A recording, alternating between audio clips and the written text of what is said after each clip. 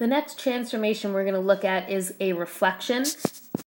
And a reflection creates a mirror image, which is why when you think of looking at your reflection, it's looking through a mirror typically. And the reflection occurs over this thing called the line of reflection, or sometimes you'll hear it called the line of symmetry. Now, the reflections that we mostly deal with are across the x-axis or the y-axis, but as you get into high school, you will be reflecting over other lines, random lines, diagonal lines, but we're just going to keep it simple for now. A reflection is also known as a flip, which is why when you look in a mirror, like the classic, if you raise your left hand, it looks like the mirror image or the reflection is raising its right hand. And reflections form also congruent figures.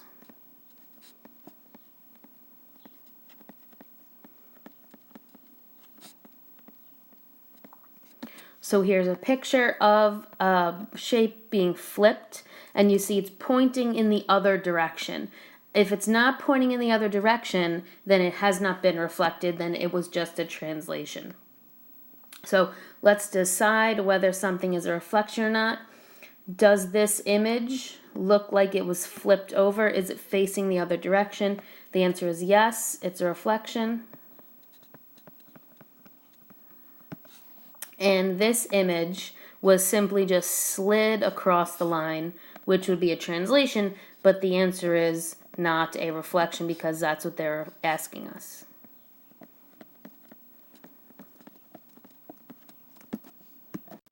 So just like we did in the last question, we're going to actually put these on the coordinate grid. That's really the goal of what we're doing.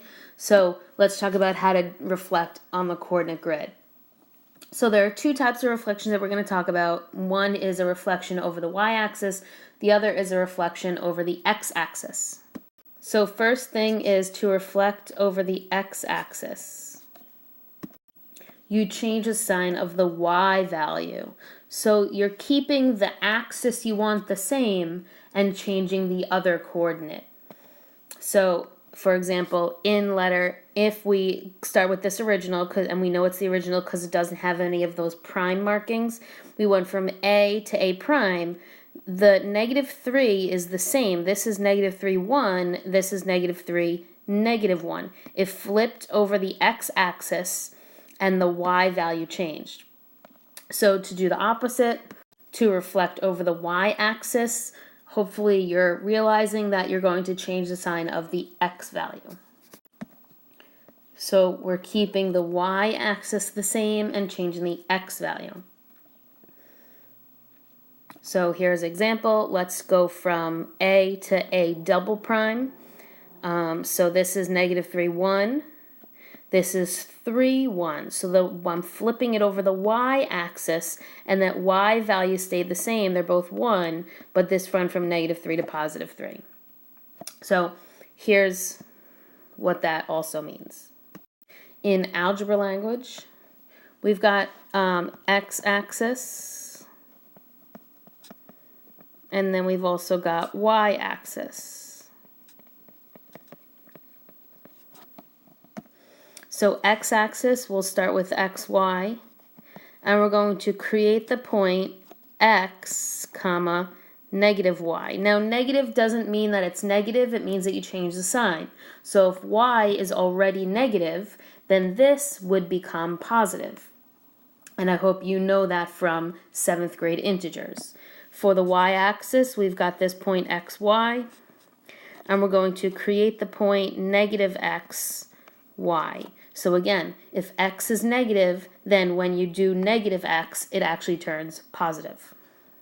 Now you could also do it by simply counting boxes, and I'll show you that in the next example.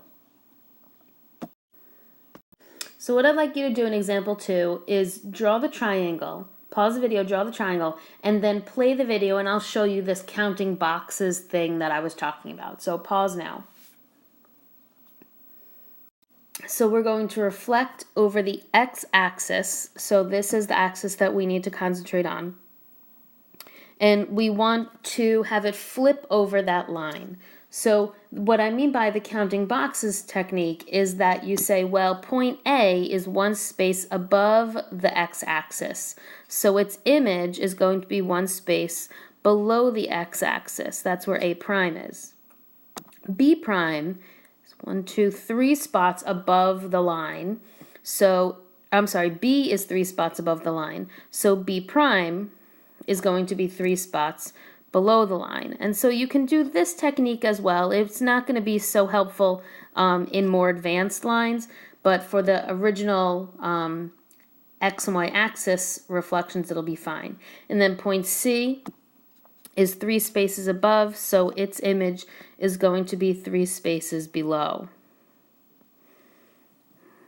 Now, if you don't like this technique, you can do the you can do the change the sign technique. That's fine as well. What are the coordinates of the image?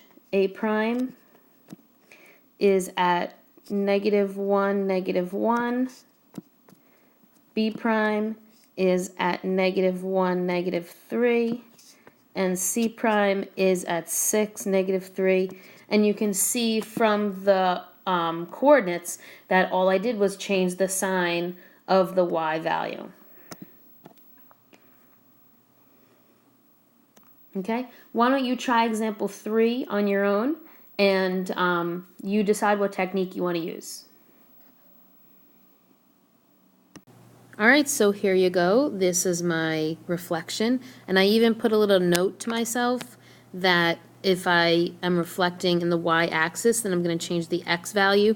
So I did the points. You can use that strategy. You can also count the boxes, the distance. This is 1 box from the y-axis, so it's going to go 1 box in the other direction. This is 4 boxes to the left, so the answer is going to go 4 boxes to the right, etc. And also, you can notice that I used my prime notation as well. If you have any questions, write them down and ask me when you come to class.